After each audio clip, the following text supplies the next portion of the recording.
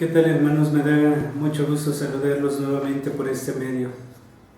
Estamos reflexionando, meditando tantito acerca de esta carta apostólica sobre la santificación del domingo del Papa Juan Pablo II. Ya hemos visto en el capítulo primero que habla de cómo el domingo es el día del Señor. En el capítulo 2 vimos que el domingo es el día de Cristo también. Y aquí en el capítulo 3 nos dice el Papa que también el domingo es el día de la Iglesia. Vamos a meditar entonces cómo es que el día domingo es también el día en el que nosotros nos reunimos como asamblea en torno a ese Jesús vivo, Jesús resucitado. Nos dice el Papa que el domingo no es solo el recuerdo de un acontecimiento pasado, sino que es la celebración de la presencia viva del resucitado en medio de los suyos. Los bautizados no han sido salvados a título personal, sino como miembros del cuerpo místico. Por eso es importante que se reúnan para expresar así plenamente la identidad misma de la Iglesia, que significa asamblea convocada por el resucitado. La Eucaristía entonces nutre y modela la Iglesia. La dimensión intrínsecamente eclesial de la Eucaristía se realiza cada vez que se celebra, pero se expresa de manera particular el día en que toda la comunidad es convocada para conmemorar la resurrección del Señor. En la misa dominical los cristianos reviven la experiencia de los apóstoles la tarde de Pascua, cuando el resucitado se les manifestó estando reunidos. Al volver Cristo entre ellos 8 días después, se ve prefigurada en su origen la costumbre de la comunidad cristiana de reunirse cada octavo día en el día del Señor. Aquí es donde nosotros podemos pensar cómo no solamente es para tener un encuentro personal con el resucitado, sino para tener un encuentro con los demás hermanos. Eso es entonces hacer iglesia, que la iglesia vaya teniendo esta experiencia de encontrarse con el Señor en medio de ella. La Eucaristía dominical no tiene en sí misma un estatuto diverso de la que se celebra otro día, sin embargo, subraya con nuevo énfasis la propia dimensión eclesial, quedando como paradigma para las otras celebraciones eucarísticas. En la celebración misma, la comunidad se abre en la comunión con la Iglesia universal.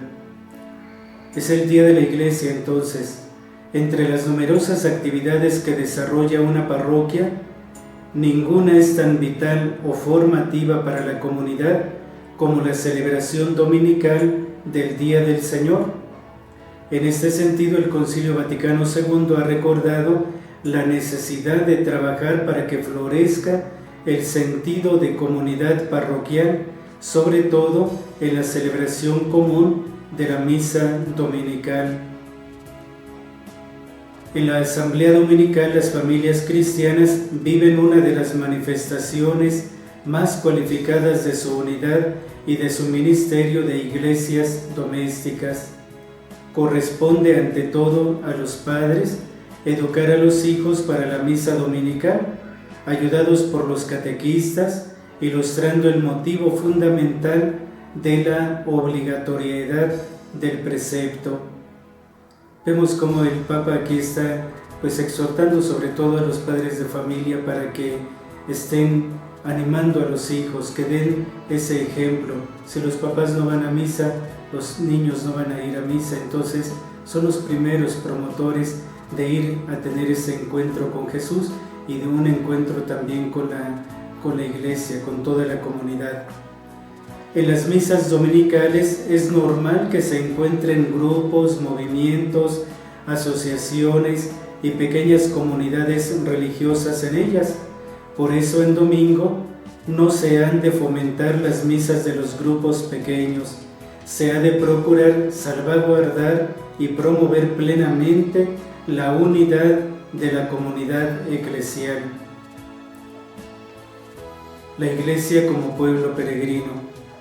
De domingo a domingo la Iglesia se encamina hacia el último día del Señor, el domingo que no tiene fin. La espera de la venida de Cristo forma parte del misterio mismo de la Iglesia y se hace visible en cada celebración eucarística. Al reunir a sus hijos en la asamblea eucarística y educarlos para la espera del Divino Esposo, la Iglesia hace como un ejercicio del deseo en el que prueba el gozo de los nuevos cielos y de la nueva tierra. Vamos caminando hacia lo pleno, hacia lo definitivo, hacia el domingo que ya no tiene ocaso. Ese es el sentido de ir peregrinando en este mundo, y lo hacemos como Iglesia, lo hacemos como comunidad.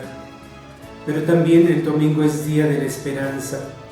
La participación en la Cena del Señor es anticipación del banquete escatológico por las bodas del Cordero. La comunidad cristiana está a la espera de la gloriosa venida de nuestro Salvador Jesucristo. Es decir, al mismo tiempo que estamos gozando y participando de su presencia en medio de nosotros, tenemos esa esperanza de estar con Él participando de las bodas eternas. La mesa de la palabra. La liturgia de la palabra continúa ofreciendo la comprensión de la historia de la salvación y particularmente la del misterio pascual que el mismo Jesús resucitado dispensó a los discípulos.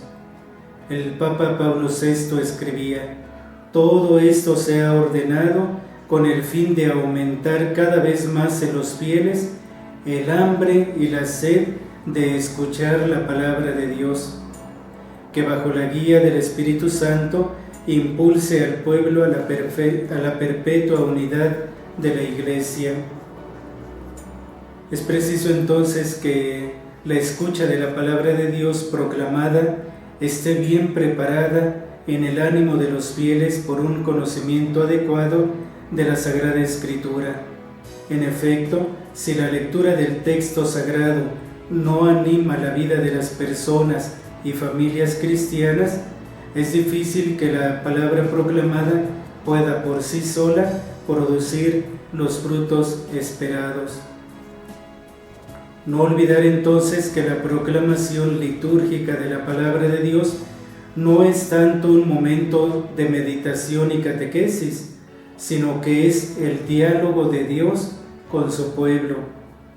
Y el pueblo, por su parte, se siente llamado a responder a este diálogo de amor con la acción de gracias y la alabanza, pero verificando al mismo tiempo su fidelidad en el esfuerzo de una continua conversión. Pues son algunas de las ideas que el Santo Padre Juan Pablo II pues nos traen a propósito de ir meditando cómo los domingos es para reunirnos como iglesia, reunirnos con otros hermanos que a lo mejor a veces ni siquiera conocemos, pero que sabemos que profesan la misma fe, que quieren tener también un encuentro personal con el Señor. Todavía no termino este capítulo, después en la siguiente sesión lo vamos a hacer, pero es el momento para que vayamos meditando y reflexionando lo importante que tiene el que como iglesia, como asamblea convocada por el Señor resucitado, estemos con Él y estemos unidos entre hermanos. Que Dios los bendiga.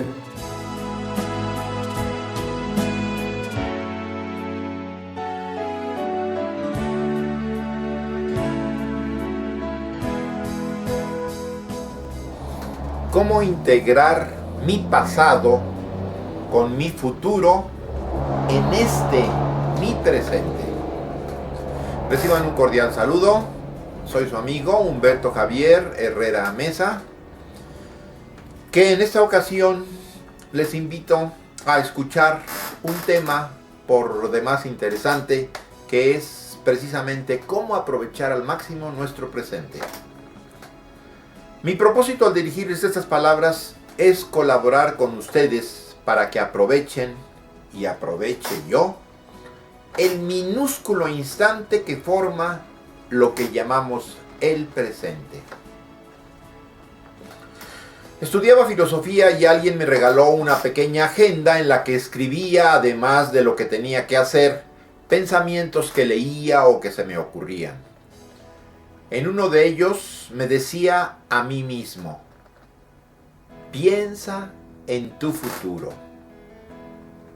Perdí mi libretita y al cabo de un tiempo me la regresó un compañero al que le decíamos el Curi, y junto a la frase piensa en tu futuro escribió, no sin cierta molestia de mi parte: piensa en tu presente, que es lo que vale, pues tu pasado ya no existe y tu futuro no sabes si existirá.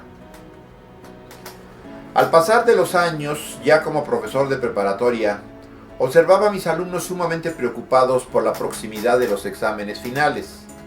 Escribí entonces en el pizarrón la siguiente frase: el tiempo que necesitas hoy, ¿no lo perdiste anteriormente?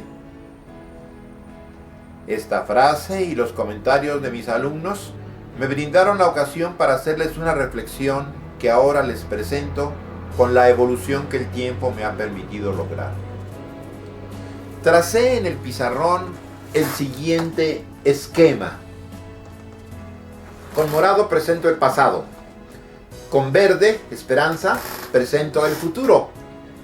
Y el presente con un pequeño punto que es el instante que consiste el momento presente.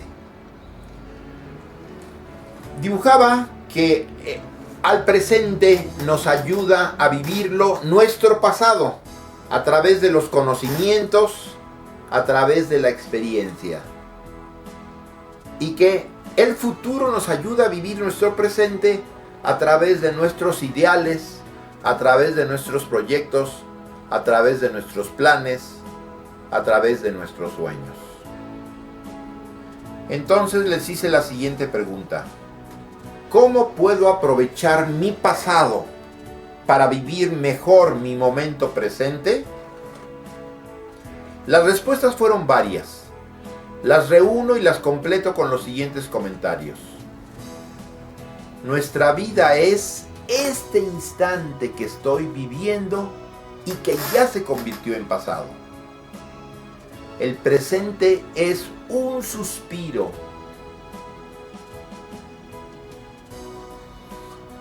Que se sucede inevitablemente.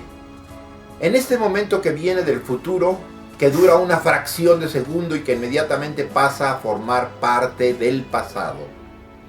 El arte de vivir está en disfrutar, utilizar y aprovechar de la mejor manera posible este fugaz lapso, esta mínima fracción de tiempo que va constituyendo mi vida. ¿El pasado me sirve para vivir mejor mi breve y efímero presente? La respuesta es sí. Todo lo que he vivido, todo lo que he aprendido, todo lo que me ha dado experiencia, todas las habilidades, cualidades y virtudes que he adquirido, todo lo que es mi personalidad, todo lo que he decidido, influye en este instante para que yo lo viva como lo vivo. También mis experiencias tristes, mis sufrimientos, mis traumas, mis malas lecturas, las películas que he visto, los programas de televisión, los mensajes que he recibido y los espectáculos a los que he asistido van formando el bagaje que actúa de una manera u otra en la forma en la que vivo este fragmento de tiempo que llamamos presente. Es de desear que yo sea capaz de seleccionar las influencias del pasado y convertirlas en algo positivo para poder vivir de la mejor manera el presente. Pongo el caso de un médico cirujano frente a un enfermo que requiere una operación.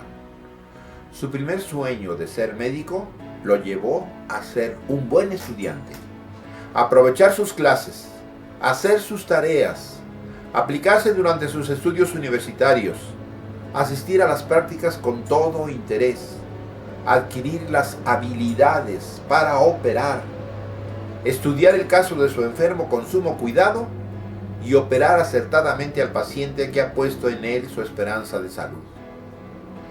Todo su pasado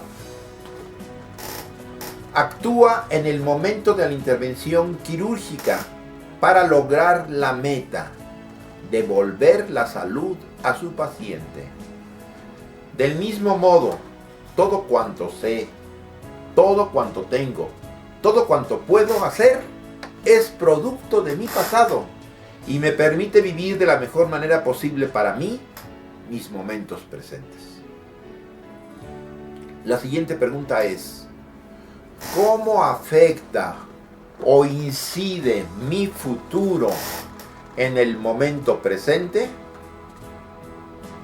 Mi futuro me impulsa a vivir con intensidad mi presente, respondió Patty G. en una de las respuestas a una pregunta aparecida en Yahoo.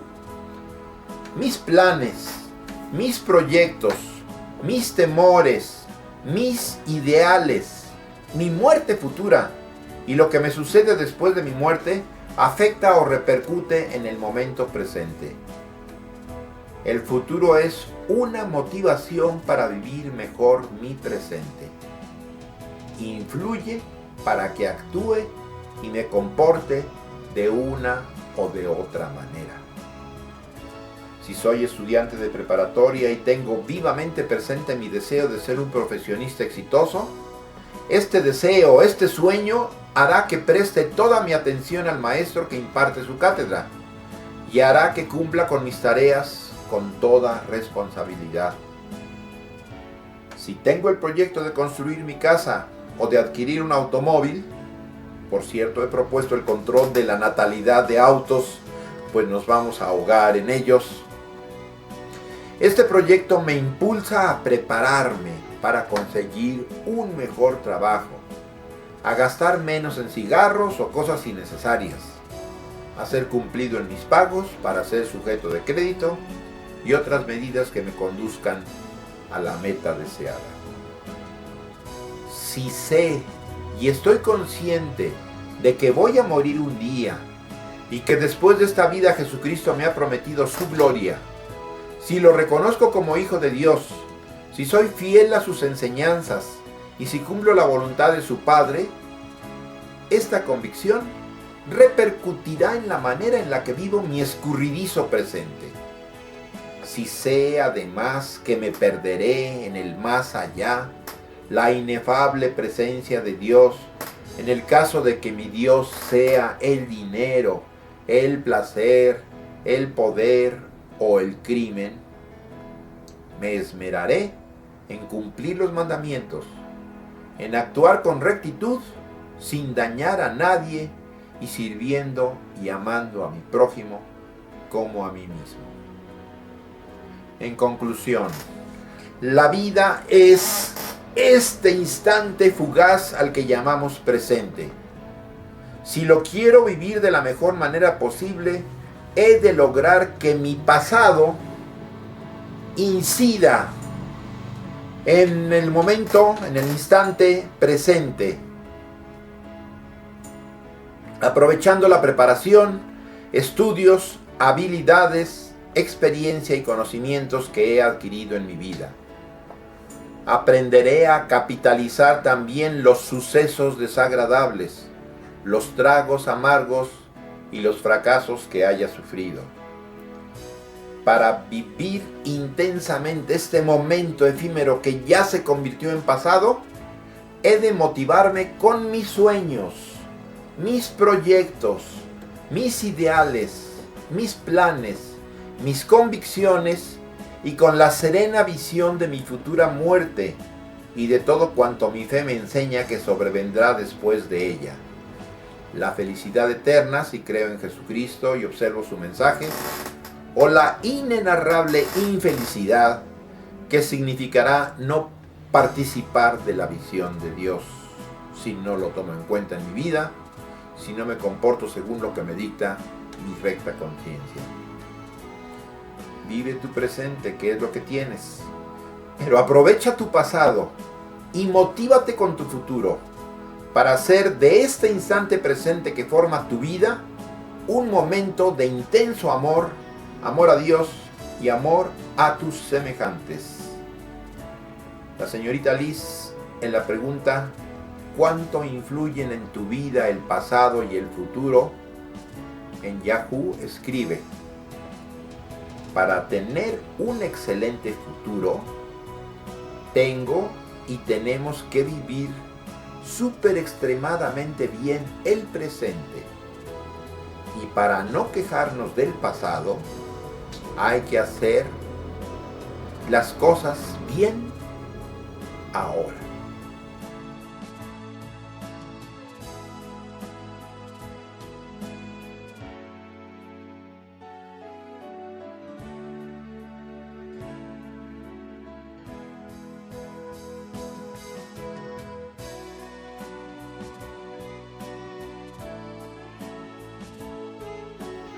Y ahorita usted mencionaba que la parte de trabajar es hacerlo por amor a Dios. Si cambiáramos esas palabras para volvernos virtuosos en ese sentido y decir trabajar por amor a mí, por amor a mi persona, por amor a mi estabilidad emocional, por amor a mi fe, ¿estaríamos cayendo del otro lado de la línea? No, porque tenemos los seres humanos la posibilidad de tener simultáneamente varias finalidades. Entonces, yo puedo hacer las cosas por amor a mi familia, por amor a mis hijos, por amor a mi comunidad, por amor a, diríamos, a la naturaleza, simultáneamente, y por amor a Dios, digamos, que es lo que envolvería todas estas finalidades. Entonces, es posible que tengamos varias finalidades, únicamente que lo que se requiere es que se le dé la proporción adecuada. Ok, lo que estábamos hablando hace ratito acerca del justo medio. Ok. Y esa parte, en la parte que podemos encontrar el justo medio, ¿cómo vamos a saber qué es el justo medio? ¿Cómo yo sé que estoy siendo una persona virtuosa si no me están reconociendo? ¿O cómo sé que estoy haciendo un bien si quizá yo no me siento bien con lo que estoy haciendo? Se lo pongo de otra forma. Vamos a suponer que yo estoy haciendo un sacrificio por alguien, específicamente por alguien, se lo comento porque en determinado momento yo pensaba de esa forma. Si yo estoy haciendo un sacrificio específicamente por alguien y ese alguien no me corresponde, llámese Dios incluso, porque muchas veces nosotros le queremos hablar a Dios y queremos oírlo como en el teléfono, ¿no? Oye Dios, voy a hacer esto por ti. Y estamos esperando, le dijo, sí, no te preocupes, así o no. La realidad es que no. La realidad es que, incluso me acordé ahorita de una frase que vi en una película hace unos años de Constantino, no sé si la haya visto. Le dices que todo lo que has hecho en tu vida lo has hecho por ti, porque tú tomaste la decisión. Esa es otra realidad dentro de lo mismo, ¿no? Si yo decido trabajar por alguien, tengo que esperar algo a cambio, tengo que dejar que esa persona no me reconozca mi trabajo, o que ese mismo Dios no me lo reconozca. Digo, no lo sé, lo sabremos hasta que lleguemos allá, ¿verdad? Pero en determinado momento eso es válido también, trabajar sin esperar nada a cambio, o trabajar esperando algo a cambio, porque eso también sería muy humano. Finalmente San Agustín dice en unas partes de su libro que el humano el hombre debe de buscar en su humanidad la divinidad del Dios, ¿no? Esa parte la podemos entender igual. O sea, si yo busco el bienestar por mí o para mí, ¿me estaré viendo egoísta? Como digo, no es la misma pregunta de hace ratito, pero si yo busco la felicidad de otra persona, espero que me la reconozca o espero que no me la reconozca, porque a lo mejor yo me sentiría bien con la parte de que me reconozcan lo que hago. Sí, pues humanamente esperamos reconocimiento por lo que hacemos, y retribución incluso. Si yo trabajo, pues espero que me paguen un poquito, claro, para resolver mis problemas económicos. Es mucho más noble trabajar o hacer las cosas sin esperar recompensa. Okay. Es un grado más alto de virtud, digamos, el hecho de que yo te hago el bien y no me importa que tú me respondas o tú me correspondas. Pero ya entra una parte muy profunda ahí, ¿no? Una parte muy, o sea, yo me atrevería a decir hasta oscura, en el sentido de que realmente es así. ¿Cómo sabemos si la persona lo está haciendo por esa noble actitud, o si sabemos que lo está haciendo para guardarse y después cantarnos y después decirnos que todo lo hicieron por nosotros? ¿Cómo puede funcionar eso? ¿Cómo puede cambiar esa parte? ¿O cómo la podemos ver? Pues digamos, bueno, yo la veo en la perspectiva que marcamos en la primera parte, de que la persona que actúa sin esperar recompensa tiene realmente puesta la vista en un creador que todo lo va a de alguna manera recompensar. Pero Dios se tarda mucho. De verdad. La mayoría de personas pensamos eso, tanto para la recompensa como para el castigo. Si hacemos algo bien, algunas veces queremos pensar que Dios nos va a recompensar al principio, ¿no? Hablaba yo en alguna ocasión en una plática que decía, bueno, porque digo, así pensamos los hombres, ¿no? Dios no tiene pensamientos de hombre, pero finalmente así pensamos nosotros. Si yo hago una obra de caridad y más tarde, 2 horas más tarde, perdón, me asaltan en la esquina, mi pensamiento se va a cuatrapear ahí. Porque decía, a ver, espérame, pues yo era bueno, ¿no? Yo estaba haciendo cosas buenas. ¿Por qué de repente me dejaste que me asaltaran? Y es lo mismo que el reclamo que hace una persona cuando alguien muere, ¿no? ¿Por qué te llevaste a mi mamá? ¿Por qué te llevaste a mi papá? ¿Por qué te llevaste a mi familiar? Y nos empezamos a cuestionar nosotros y nuestra actitud. A lo que voy es que ordinariamente los seres humanos pensamos en recibir una recompensa por lo que hacemos, ya sea malo o bueno. O no sé si le pasa, digo, a mí me pasa muy constante esa parte de decir, pues ahora hice algo malo, pues ya voy hasta tener que esperar algún castigo, ¿no? Alguna clase de castigo. Tampoco. Y también decir, exacto, ¿no? Tampoco no, porque Dios hizo su mundo, o nuestro mundo, con las leyes de la causa y del efecto, que Él respeta las más de las veces. Algunas veces puede actuar por encima de las leyes de la causa y del efecto, pero Él respeta normalmente. Y aunque dice la Biblia que ni un solo cabello de nuestra cabeza se caerá sin la voluntad de Dios, sin embargo, Él respeta lo que ha hecho en este mundo, ¿no? Entonces, en el caso del asalto, acabo yo de ayudarle a una señora que no tenía que comer, le llevé comida y en la esquina siguiente me asaltan. El hecho no está conectado. No está conectado en la relación de causa y efecto. No está conectado si yo lo veo físicamente, pero interiormente sí está conectado conmigo. Yo estoy esperando una recompensa. Conmigo sí está conectado conmigo, porque ese hecho me lo está permitiendo Dios de alguna manera para que yo reaccione en algo, o para que yo piense en algo, para que yo avance en mi crecimiento interior. Este video lo están viendo algunas personas que tienen grupos en la iglesia.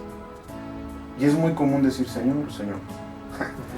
Cuando decimos Señor, Señor, Él mismo dijo, no porque me digas Señor, Señor, te vas a salvar. Esto yo lo digo porque lo hemos platicado muchas veces en el sentido de que, quizá y esto lo editemos, pero en el sentido de que habemos muchas personas que estamos dentro de la iglesia queriendo comprar la salvación. Y se lo comento también porque hay muchas personas que están afuera de la iglesia porque piensan que tienen que comprar la salvación. Todo esto viene a colación con la parte misma, ¿no? Si hablamos de querer comprar o de querer esperar, como decíamos al principio, no tendríamos que esperar nada a cambio porque sería nuestro deber cumplirlo, ¿no? El dar de comer al hambriento es un deber que tenemos como católicos. Que no nos asalten, pues está difícil, porque como tomando la parte de la ley de la causa y el efecto, como dice, pues eso no es causa de nuestra, a lo mejor de nuestro olvido, ¿no? De muchas cosas. De que no tomamos la debida precaución, o de que pues, hay gente mala, o hay gente necesitada que necesita robar para vivir. Exactamente, pero el punto es que si nosotros nos convertimos en personas que conserven y que cultiven esas virtudes, el bien por su naturaleza nos va a llegar el bien, tomando la parte de la causa y el efecto. No necesariamente. Esa es otra cosa. Si yo hago el bien, entonces ya no voy a ser virtuoso. No conviene ser virtuoso. Digamos, no deja nada bueno. Definitivamente. No, pues ¿Cómo podríamos ligar esa parte? ¿Cómo podríamos ligar yo, como le digo, obviamente yo se lo platico a título personal, pero finalmente he visto en la mayoría de personas que siempre esperamos algo. La parte del ser noble, en mi tierra le dicen de otra forma, ¿no? Pero ya nadie es noble. Ya nadie es caballeroso, ya nadie es... o bueno, hay muy pocas personas que son así. ¿Por qué? Porque ya no estamos recibiendo nada, y como no recibimos nada, como no vemos nada tangible, pues por eso le decía yo, es que Dios no castiga. Dios se tarda mucho, ¿no? Mejor lo castigo yo. Más eficiente.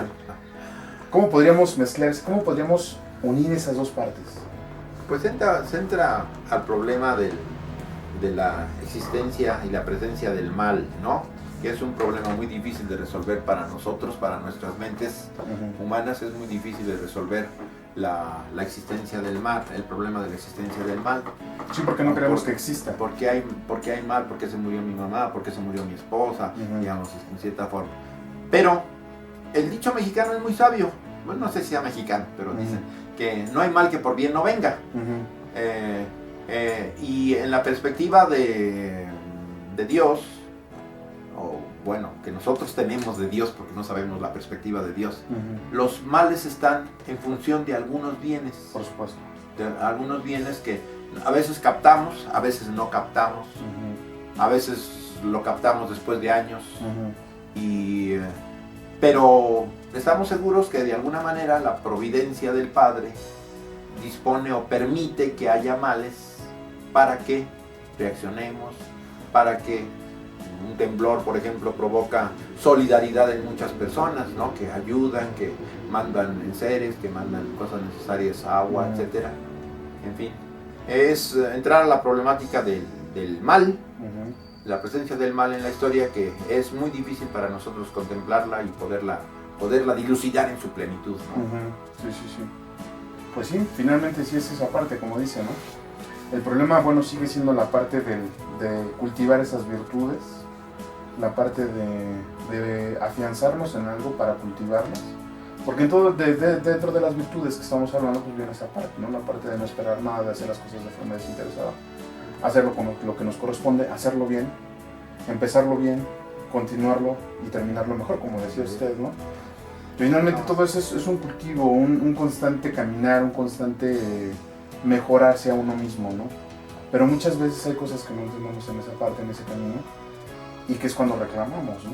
O sea, si yo que me porto bien, si yo que soy todo un pan de Dios, ¿por qué me pasan estas cosas, ¿no? Como dice usted, los males son siempre, es el adelanto de un bien mayor, ¿no?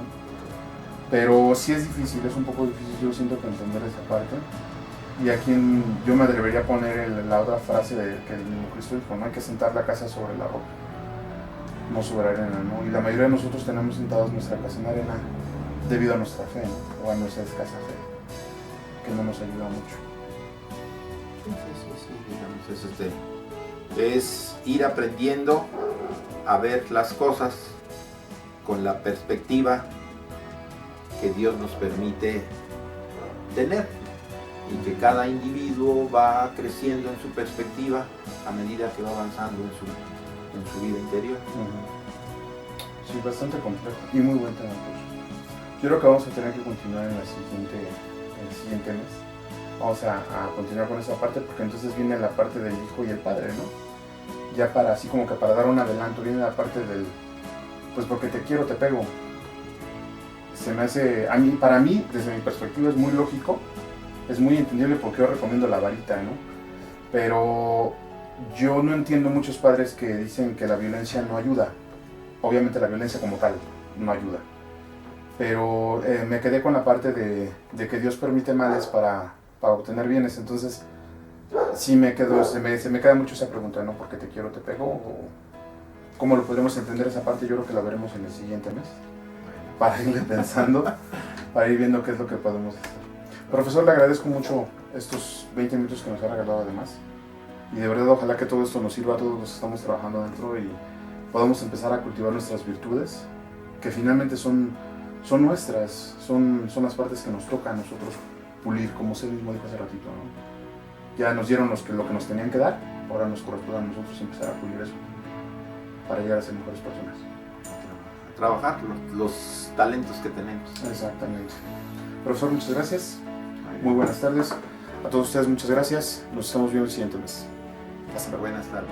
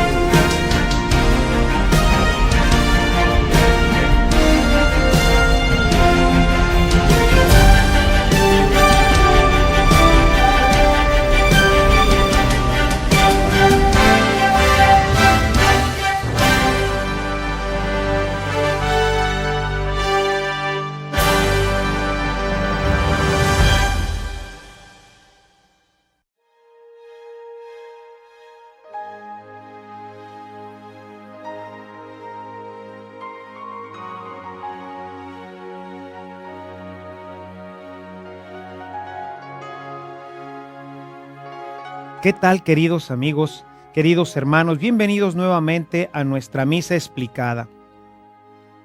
Hemos visto hasta ahora los principales lugares, las vestiduras, la santidad del pueblo y del lugar en el que celebramos, los libros que se requieren para la celebración. Y bueno, como ya lo decíamos en nuestra reunión pasada, ahora iniciamos propiamente con la misa. A lo largo de estas catequesis, aquí en adelante, vamos a buscar, con la ayuda de Dios, por supuesto, y con la instrucción general del Misal Romano, el librito que te decía que incluso puedes descargar desde nuestra página de internet, porque ahí están contenidas todas las instrucciones que la Iglesia ha propuesto para la celebración. Pues bueno, con la ayuda de esta instrucción general del Misal Romano, vamos a ir explicando cada uno de los momentos de la misa, con el fin de que, conociendo y valorando todo lo que va pasando a lo largo de nuestra celebración, nosotros podamos entenderlos para poder vivir mejor nuestra celebración.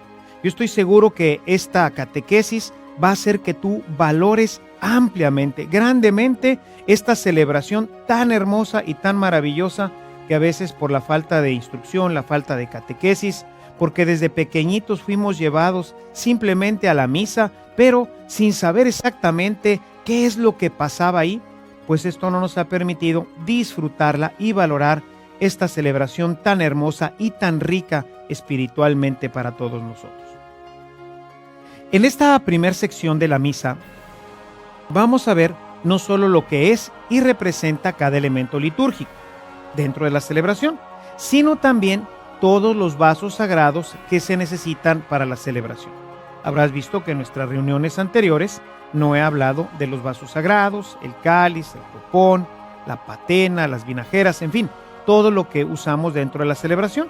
Esto he querido dejarla ya para que lo vayamos viendo directamente en cada uno de los momentos de nuestra celebración eucarística. Y pues bien, vamos a iniciar con la procesión, que es el momento en que iniciamos nuestra celebración dominical. Vamos ahora, te invito a que nos acompañes para que veas este momento tan importante de nuestra celebración en la que nos introducimos ya en los lugares santos. Acompáñanos. ¿Qué tal, queridos hermanos? Vamos ahora a iniciar ya propiamente la celebración eucarística.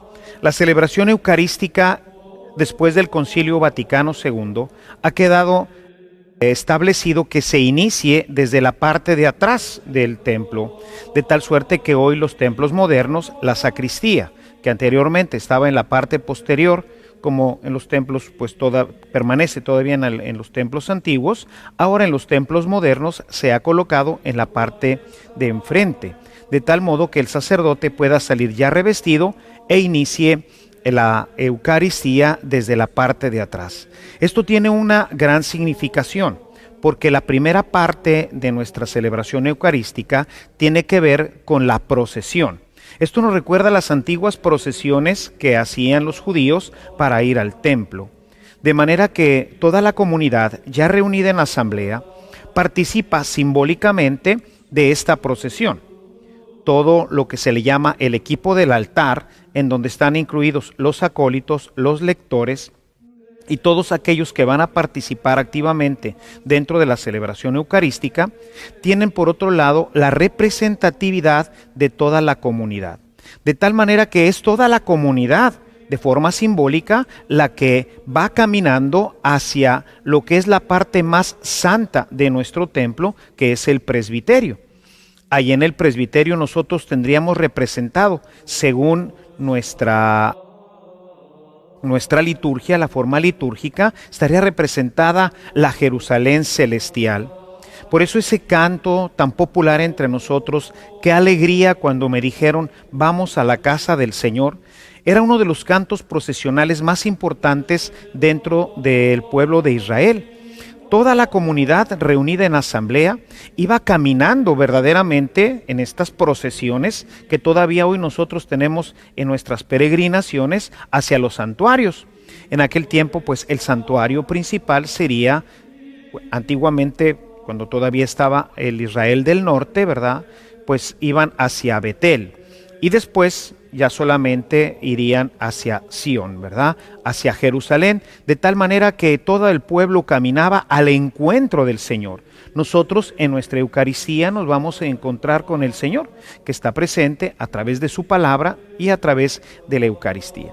De tal manera que todo lo que vamos a vivir ahora, pues es un momento bien importante, es el momento de la procesión. Pero antes de iniciar propiamente el tema de la procesión, quisiera que conociéramos algunos de los elementos que participan dentro de la procesión, como son el incensario, la naveta, que es en donde se guarda el incensario, y lo que son los ciriales y la cruz procesional. Quisiera que viéramos ahora en detalle estos tres elementos.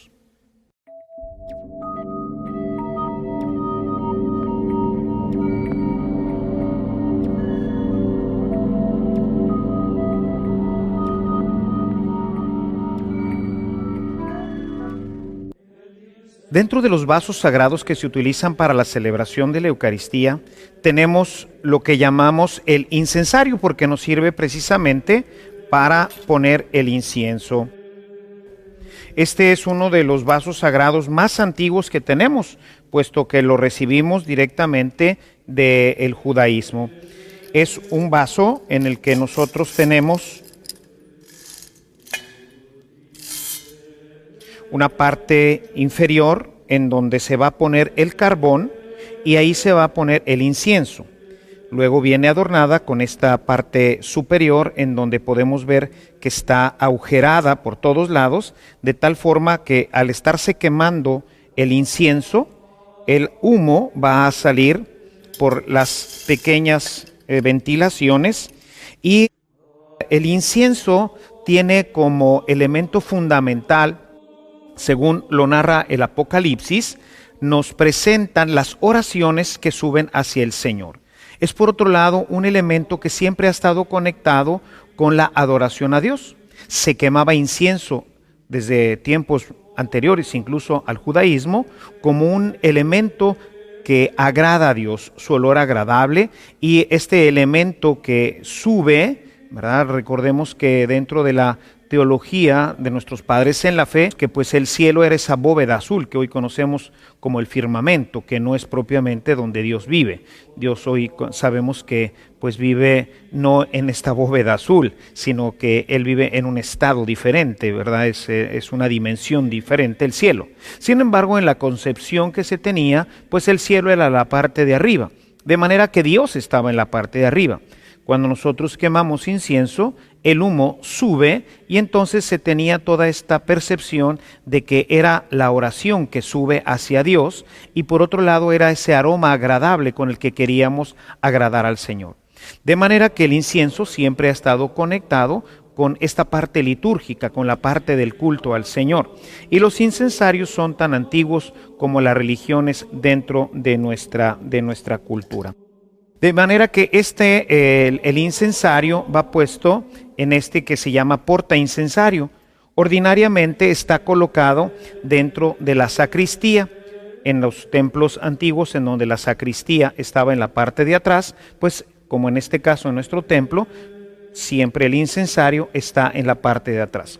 Cuando no se tiene una sacristía en la parte de atrás, entonces se pone en la orilla del presbiterio, porque se va a estar usando, como lo vamos a ver a lo largo de nuestra celebración, se va a estar utilizando en diferentes momentos.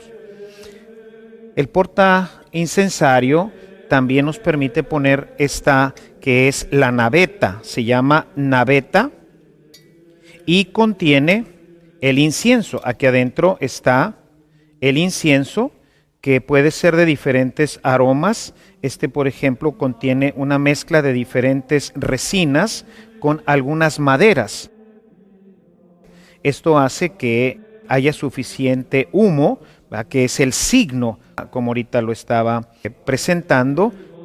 El humo es eso que se eleva hacia Dios y que tiene por un lado la representación o quiere representar las oraciones del pueblo de Dios que suben hacia Él, pero por el otro lado sube ese aroma agradable al Señor y que a todos nos habla de este aspecto que también sensiblemente para nosotros es importante, que es el ambiente místico. Siempre el incienso tiene esta connotación de vida mística. Se usa también una cuchara que se llama cucharilla, que se utiliza simplemente para poner el incienso. Puede ser cualquier cucharilla, ¿verdad? Ciertamente cuando uno compra una naveta, pues viene con su cucharilla, que generalmente pues es en forma como de un cucharoncito, pero es un poco incómoda, sobre todo como en nuestro caso que utilizamos. Déjenme mostrarles por aquí. Por ejemplo, tenemos este pedazo grande de incienso. El incienso ordinariamente son resinas, de tal forma que, por ejemplo, este pedazo grande de incienso no cabría en la cucharilla que normalmente trae la naveta, y entonces por eso nosotros hemos adoptado una cucharita normal, que tendría también el mismo nombre de cucharilla y que se usa simplemente para poder poner el incienso dentro del incensario, como lo vamos a ver en nuestras celebraciones. Una vez que ya no se utiliza, entonces se vuelve a poner aquí sobre el porte incensario, de manera que en este lugar están listos para su uso tanto el incensario como la naveta para poder utilizar a lo largo de la celebración el incienso. Por otro lado, otro de los elementos que vamos a ver dentro de nuestra procesión es la cruz procesional, que hay muchísimos tipos de cruces procesionales, ¿no? Diferentes modelos en madera. Esta pues que es la que usó, este modelo que fue el que usó su santidad Juan Pablo II, pero hay muchísimos modelos y de pues gran valor, a veces económico, ¿verdad? Sin embargo, es la cruz. Jesús es el que va caminando, es el buen pastor. Tiene la finalidad, se le llama la cruz procesional precisamente porque se utiliza en todas las procesiones y tiene la connotación de recordarle al pueblo que a quien vamos siguiendo es a Cristo. Y a Cristo, como lo va a decir San Pablo, a Cristo crucificado. Por eso todas las cruces procesionales deben de tener a Jesús. No solamente ser una cruz, sino debe de ser un crucifijo, en donde está ya Jesús crucificado, que es al que vamos siguiendo. Recordemos que toda la teología cristiana católica presenta a un Cristo crucificado, al Cristo sufriente, al Cristo que se entrega por nosotros, que nos recuerda continuamente que también nosotros tenemos que asumir la cruz y también tenemos que seguirlo a Él según la invitación que Él nos había hecho. El que quiera venir conmigo, que tome su cruz de cada día, que se niegue a sí mismo y que me siga. Y entonces esa es un poquito la idea también de la entrada procesional. Por eso vamos a ver que al inicio vamos a tener el incensario. Enseguida viene Jesucristo crucificado, que es al que vamos nosotros a ir siguiendo, y el incensario lo que va haciendo pues es como que preparando con nuestras oraciones, es abriendo el camino a través del incienso, porque detrás de él viene el Rey. Es como si pusiéramos una alfombra para que pasara hoy en día pues el presidente o los grandes dignatarios, que se va poniendo una alfombra roja, ¿verdad? Para darle pues el carácter de solemnidad y distinguir quién es el que viene detrás. Bueno, detrás del incienso viene Jesús crucificado, que es al que vamos siguiendo todos, ¿verdad? Viene acompañado de estos elementos que llamamos ciriales. En ellos vamos a tener ordinariamente una vela y es siempre la luz de Cristo. Vamos a ir acompañando la entrada procesional con 2 ciriales para darle ese realce de tal forma que todos puedan darse cuenta de que es Jesús en la cruz a quien vamos siguiendo. Va acompañado entonces de 2 ciriales. Estos elementos pues se llaman ciriales y pueden ser 2, pueden ser 4, pueden ser 6. Podemos tener en diferentes celebraciones diferente número de ciriales.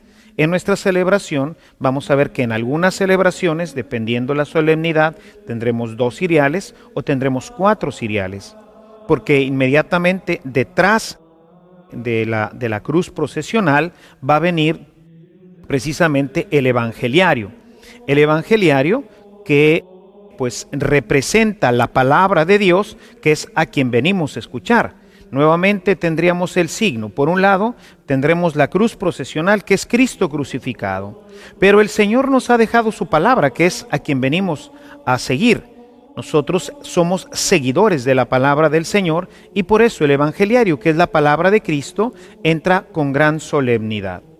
Después del evangeliario nos vamos a encontrar con los lectores y finalmente nos encontraremos con el sacerdote, que viene a representar ya a todo el pueblo. Y esta procesión es la que nos va a ayudar a entender, como lo decía ahorita al principio, que todo el pueblo de Dios está caminando delante de Cristo.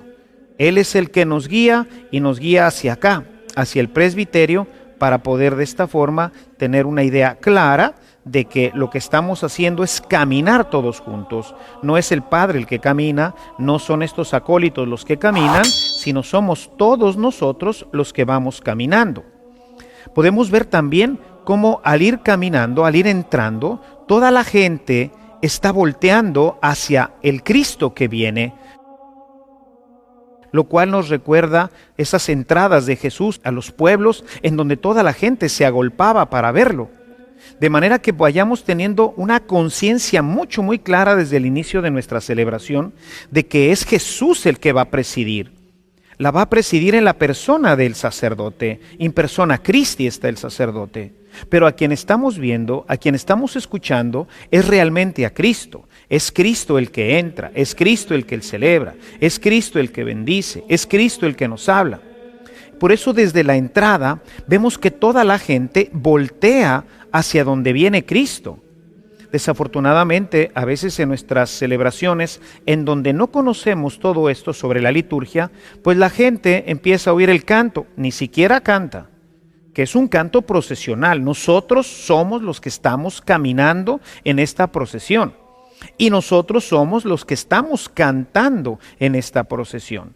Entonces inicia el coro, que forma parte, como ya lo explicábamos anteriormente, forma parte del ministerio de la Eucaristía, de la celebración litúrgica, y anima a toda la comunidad a que todos canten. Por eso debe ser un canto no demasiado complicado, con muchas voces, en donde va a haber un gran lucimiento de parte del coro, sino que tiene que ser más bien un canto que llamamos popular, un canto que todos nos sepamos para que todos lo podamos cantar.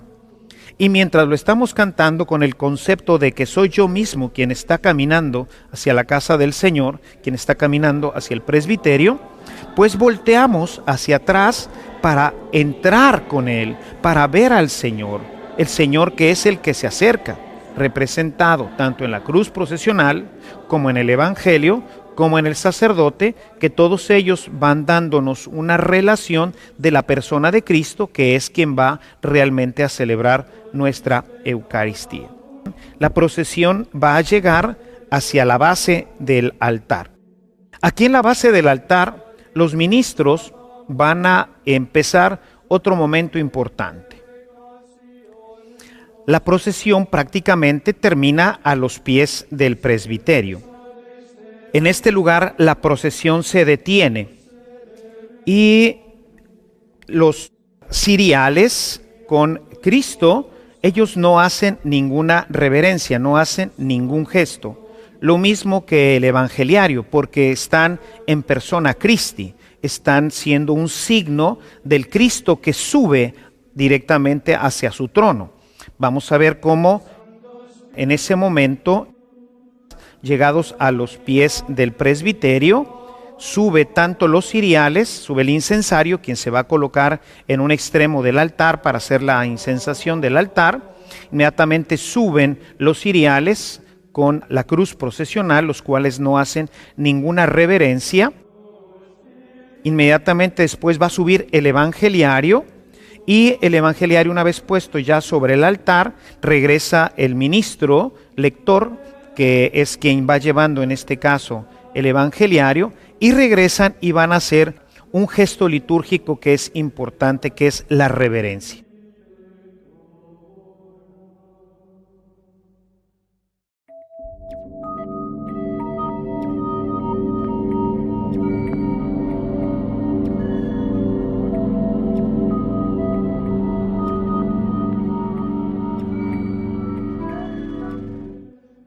una vez que llegamos aquí, tenemos algunos gestos que son importantes de realizar.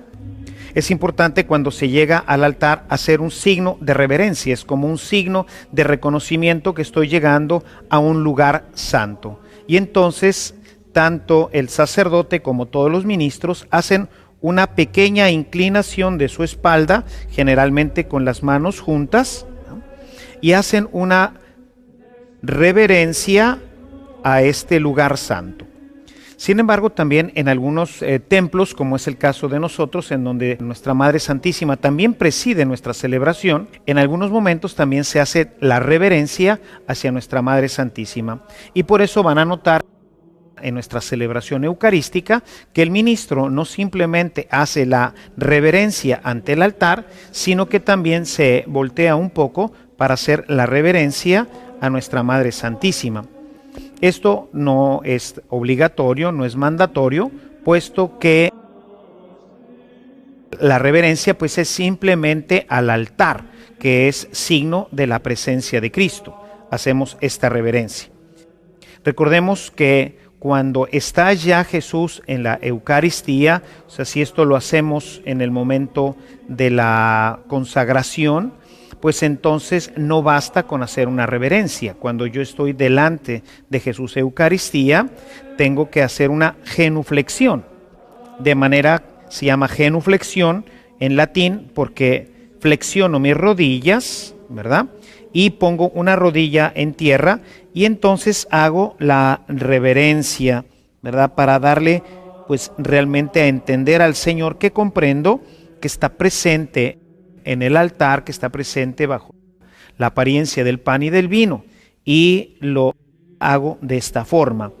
Si en vez de estar las especies eucarísticas, como es el momento de la consagración, esto se hiciera cuando está presente, expuesto en las exposiciones del Santísimo, en las horas santas, entonces no basta con hacer la genuflexión simple, sino que tengo que hacerla completa, es decir, con mis dos rodillas en tierra, y entonces inclinarme, y esta inclinación puede ser incluso hasta el piso, de tal manera que estando Jesús expuesto ante el Santísimo, nosotros reconocemos con este signo litúrgico que somos menos que la tierra, que estamos delante realmente del Rey, y por eso nos inclinamos hasta el piso. Algunas veces cuando no sabemos de qué se trata y qué es lo que estamos haciendo, vemos a la gente hacer algunas cosas pues un poco extrañas, ¿verdad? Es pues muy frecuente ver a la gente haciendo pues como que no saben si se tienen que inclinar, se tienen que agachar, tienen que poner una rodilla en el piso, no saben qué tienen que hacer. Y entonces pues como que parece hasta un baile, ¿verdad? O sea, pasan por aquí, viene la gente pues caminando, ¿no? Va a cruzar, va a pasar de un lado para otro en el altar, y entonces pasa por el altar y sabe que de alguna forma pues sea porque esté el altar presente o porque está Jesús presente, y sabe de alguna forma que tiene que hacer algo, que no puede pasar como si estuviera en su casa. Sin embargo, no sabe qué hacer. Y entonces como que quiere agacharse, como que quiere persinarse, y entonces ni se agacha ni se persina y termina haciendo pues ahí pues algo pues hasta ridículo, ¿verdad? Pero es porque no sabemos qué es lo que tenemos que hacer. Y entonces como que quiere persinarse, pero como que lo está haciendo al mismo tiempo mientras quiere hincarse y hacer un poco de reverencia, y entonces ni se persina. Y por ejemplo, me toca ver algunas cosas como esta que probablemente habrán visto, ¿no? Viene la gente caminando y entonces, y se pasa, ¿verdad? No, si yo voy a cruzar delante del altar, cuando no está Jesús Eucaristía, entonces simplemente vengo, me pongo delante del altar, y hago una reverencia y continúo si voy a pasar al otro lado del templo. Pero si ya está Jesús en la Eucaristía, entonces yo tengo que hacer una genuflexión. Y entonces llego, me pongo delante de él y hago una genuflexión, me levanto y continúo.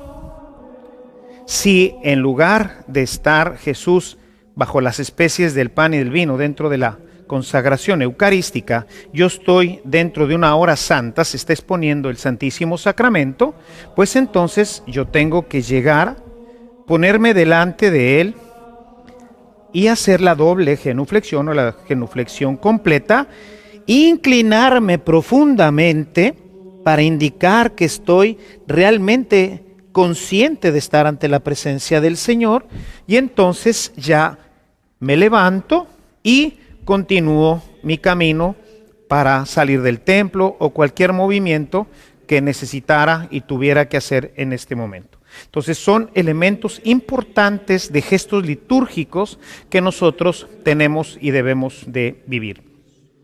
Una vez que ya llega la procesión a la base del altar, sube primero la cruz procesional junto con los ciriales y se retira para ir a la sacristía.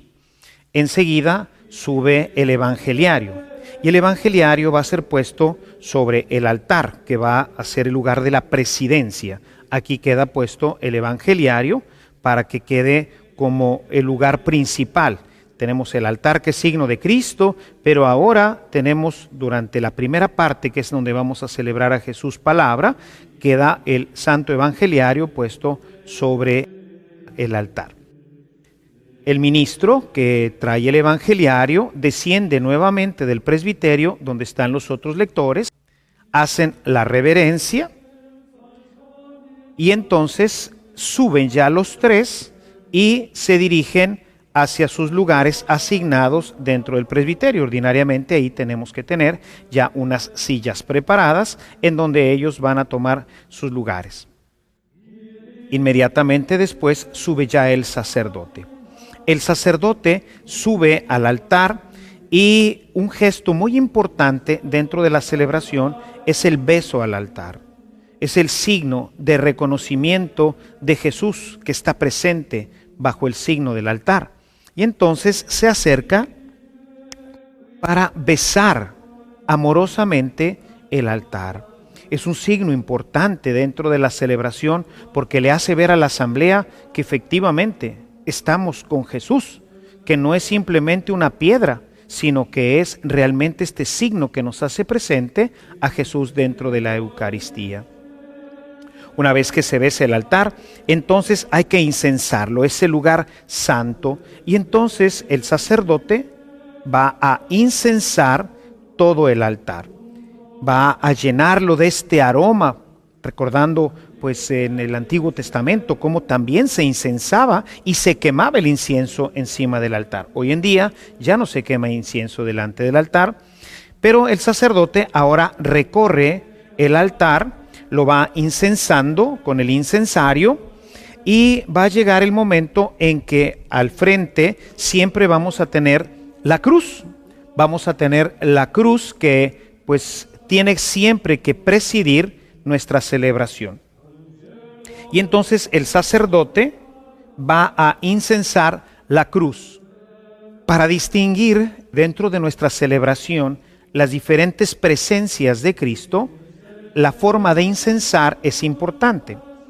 Hay algunos liturgistas que han variado algunos de los elementos, sin embargo, de manera ordinaria se reconoce que cuando tenemos la presencia simple de Cristo, vamos a hacer una sola incensación. Se le conoce como golpe porque el incensario golpea y entonces se le llama un golpe. En la presencia que se refiere a las imágenes, ordinariamente se hacen 2 golpes. Y cuando se reconoce la presencia real de Cristo, se hacen 3 golpes.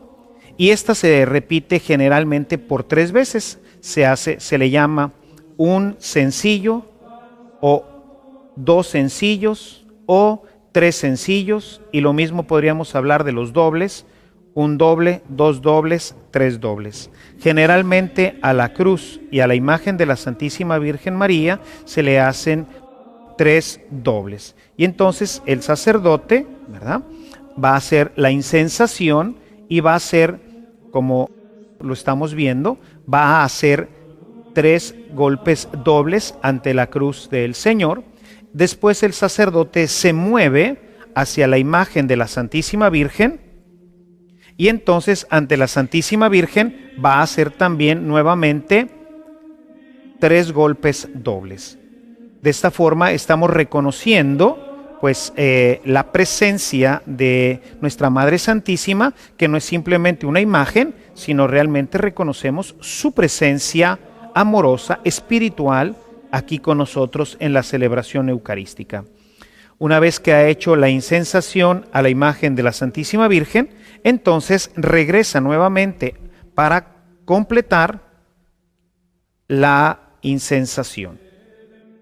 En algunos casos, como en nuestro templo y en otros tantos en donde se tienen reliquias de santos, se acostumbra que cuando están expuestos, generalmente en sus fiestas, entonces se reconoce esta presencia ya amorosa de Jesús y generalmente se hace con, algunos liturgistas recomiendan que se haga con 3 dobles y algunos liturgistas recomiendan que se hagan con 3 triples.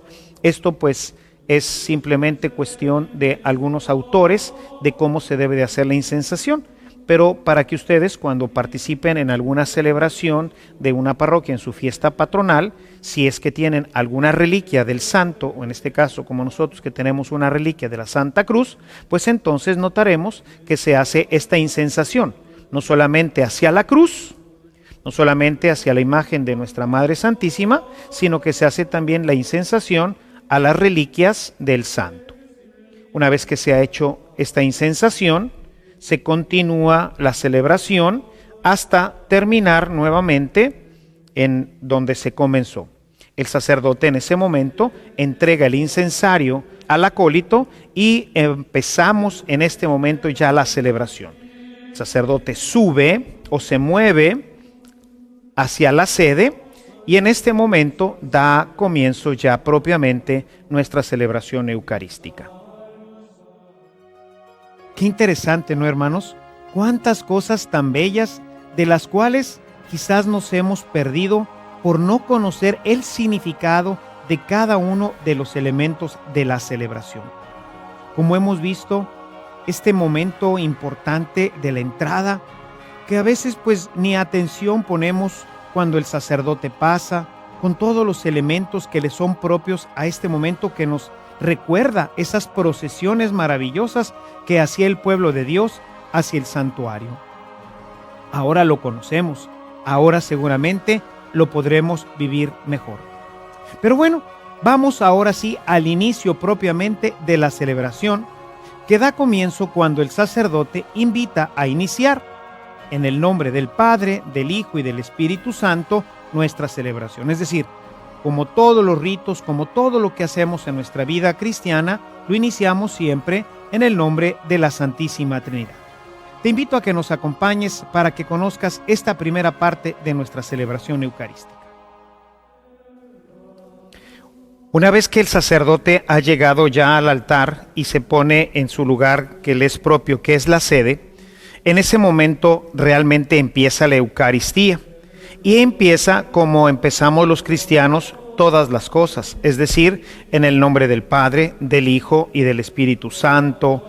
Amén. Se inicia siempre invocando a la Santísima Trinidad y haciendo sobre nosotros una cruz perfecta sobre nuestro cuerpo. Desafortunadamente la gente que pues por la mala catequesis que hemos nosotros tenido, no se ubica bien, no aprendió quizás todo esto y lo hemos aprendido a veces por imitación. Y entonces lo que hace pues es un desfiguro nada más, en nombre del Padre, el Hijo, Espíritu Santo, o a veces no sé ni qué están haciendo, ¿verdad? Realmente se inicia invocando a la Trinidad, iniciamos todo y por eso decimos, iniciamos en el nombre del Padre, del Hijo y del Espíritu Santo. Amén. Y no quiere decir que este sea el Padre y que este sea el Hijo y que sea el Espíritu Santo, sino simplemente que a veces por cuestiones metodológicas dentro de nuestro catecismo nos hicieron mucha énfasis en el Padre y luego dijéramos en el Hijo y luego en el Espíritu Santo. Pero realmente lo que estamos haciendo es trazando una cruz en nuestro cuerpo como un signo de protección que siempre nos ha invitado la Iglesia a procurar, especialmente a través de la cruz de Jesús. Y entonces sí, mientras iniciamos en el nombre del Padre, del Hijo y del Espíritu Santo, pues hacemos y trazamos una cruz sobre nuestro cuerpo. En algunas ocasiones y en algunos catecismos nos han indicado que al terminar de hacer nuestra asignación, besemos la cruz. Y entonces acostumbramos hacer esto y besar la cruz. Hacemos entonces una verdadera cruz, la hacemos con nuestros dedos y juntamos nuestros dedos. Todo esto tiene todo un significado teológico. Por un lado, pues aquí hacemos la cruz con nuestros dedos y estos 3 dedos juntos nos indicarían la Santísima Trinidad, de manera que tiene un significado el hacer esto. Algunos catecismos nos invitaban a desde el principio hacer la señal de la cruz y persignarnos ya teniendo en nuestra mano la cruz. Y entonces nos persignábamos en el nombre del Padre, del Hijo, del Espíritu Santo, y posteriormente se acostumbraba besar la cruz. Sin embargo, si ustedes se dan cuenta, esto ha degenerado tanto que la gente primero no se persigna bien, sino que hace cualquier desfiguro, ¿verdad? A veces nada más como que en la cara, como que no saben exactamente qué es lo que tienen que hacer, ya no hacen la asignación completa. Y después, en vez de besar la cruz, como ni siquiera han hecho este signo, entonces terminan besándose el dedo. ¡Ay, qué bonito dedo! ¡Tan hermoso! Hay gente que no solamente se besa el dedo, hay gente que se besa la mano, en el nombre del Padre, del Hijo y del Espíritu Santo, y se besa la mano. ¿Qué es eso? Es un signo claro de nuestra falta de formación. Nuestra asignación, como debe de ser, es simplemente en el nombre del Padre, del Hijo y del Espíritu Santo. Amén. Sin más. Si alguien quiere besar la cruz, bueno, pues entonces bese la cruz en nombre del Padre, del Hijo, del Espíritu Santo, y después hace la cruz en su mano, y lo que besa es la cruz, no el dedo, no la mano, nada más. Solamente la cruz, como un signo de veneración a la Santa Cruz. Si no, bástenos nada más en nombre del Padre, del Hijo y del Espíritu Santo. Amén. Y con estas palabras se inicia la misa. Así iniciamos ya nuestra celebración eucarística, que concluirá con el vayan en paz, la misa ha terminado. Hay gente que no inicia la misa con nosotros, sino que llega pues a veces a las lecturas, a veces ya al Evangelio o a veces más tarde. La misa empieza exactamente en el momento en que el Padre dice, iniciamos nuestra celebración en nombre del Padre, del Hijo y del Espíritu Santo. Amén. Que ciertamente la parte de la congregación, el canto de entrada, ya formarían parte de nuestra celebración, pero estrictamente la misa iniciaría cuando el sacerdote dice, en el nombre del Padre, del Hijo y del Espíritu Santo. Amén. Llegar después de esto es ya llegar tarde a la misa y debemos de participar de la misa completa. Dice el mandamiento de la Iglesia, participar de la Sagrada Eucaristía de forma íntegra y participativa. O sea, todos tenemos que participar y tenemos que empezar desde el inicio. Puede haber alguna situación de emergencia, ¿verdad? Una situación pues de tráfico, una situación, un accidente, estamos por salir de la casa, sobre todo pues los que tienen familia, ¿verdad? Y entonces se encuentran con que pues ya están para salir y pues el niño tiene que ir al baño, faltó alguna situación. Bueno, hay que prever muy bien esto, debemos de iniciar todos juntos nuestra Eucaristía, pero bueno, es explicable. Y si ya después ya no voy a poder participar más adelante de la Eucaristía, pues bueno, la misa, pues ya participé de ella, aunque haya faltado alguna situación. Sin embargo, la mayoría de las veces es negligencia. Estamos terminando de ver un partido de fútbol, estamos esperando no sé qué cosas, no preveímos bien. Al cabo, pues, ahí llegamos a la misa. Basta con ir a cumplir. Y esto pues habla muy mal de nuestra relación con Dios. Imaginen ustedes que los hubiera invitado a cenar el presidente de la República o algún alto dignatario. Le dirían simplemente, ay, pues es que... Y ahí es escoger alguna buena excusa. ¿No es verdad que para las cosas que amamos y que nos interesan nos tomamos suficiente tiempo? Bueno, pues con cuánta más razón si venimos a ver a Jesús, al Hijo de Dios. Él es el que nos invita a cenar. Por eso es que no podemos llegar tarde. La gente, a veces a la salida, gente que pues no ha tenido esta catequesis que ahorita tú estás pudiendo tener a través de esta formación. A la salida me dicen, padre, es que llegué un poco tarde, llegué pues ya a las lecturas, ¿me vale la misa? Y yo pues así un poco en tono burlesco le digo, pues sí, efectivamente, te vale. ¿Verdad? O sea, te vale y no te interesa, ¿verdad? Porque si te interesara realmente, te hubieras tomado los 20, 30, 40, 50 o más minutos.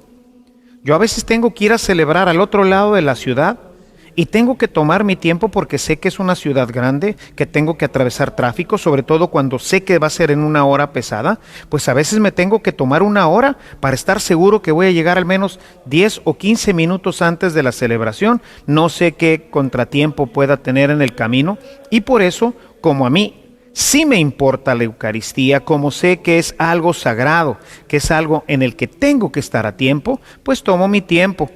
Tengo que dejar de hacer otras cosas. Pero obviamente pues todo esto nos habla de que Dios es realmente importante para mí. Date el tiempo suficiente para llegar a tiempo a la Eucaristía, tener un momento de reflexión antes, te tranquilizas, pones en silencio tu corazón, haces alguna oración, escuchas los avisos del monitor sobre cómo se va a realizar la celebración, rezas junto con toda la comunidad e inicias ya la Eucaristía con todo el pueblo de Dios. Es fundamental, como lo acabamos de escuchar, que le demos a la celebración la importancia que tiene.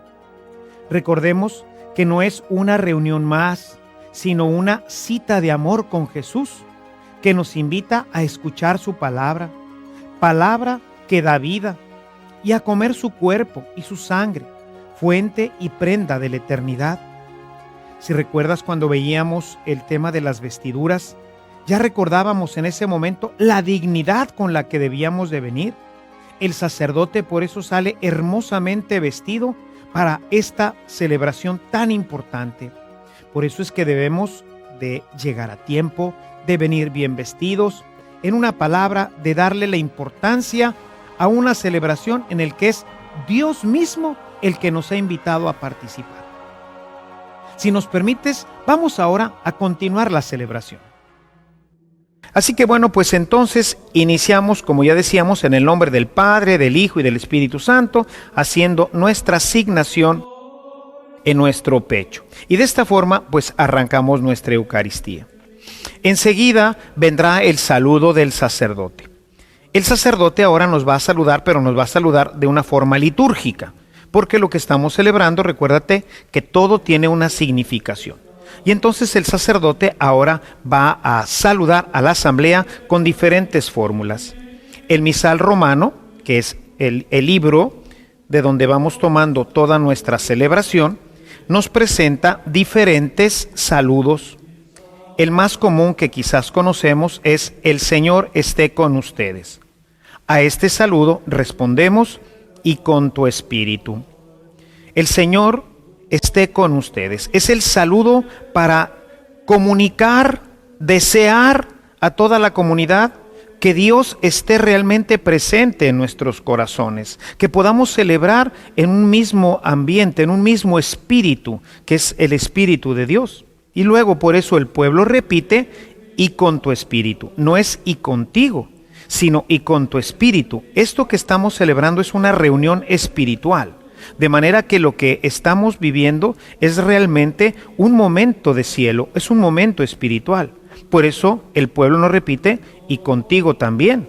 O sea, no es que el Señor esté también conmigo, sino que es el Señor esté con ustedes y con tu espíritu. O sea, el sacerdote va a buscar a través de esta experiencia espiritual que no solamente esté el presente, sino en el espíritu de Jesús, en el espíritu que mueve a toda nuestra comunidad.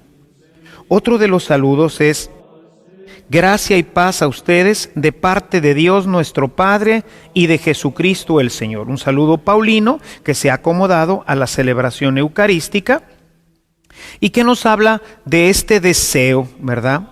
Gracia y paz a ustedes era uno de los saludos frecuentes entre los cristianos, de parte de Dios nuestro Padre y de Jesucristo el Señor. El sacerdote ahí realmente asume su papel de emisario de Dios para comunicar a la gente la gracia y la paz que Dios nos comunica.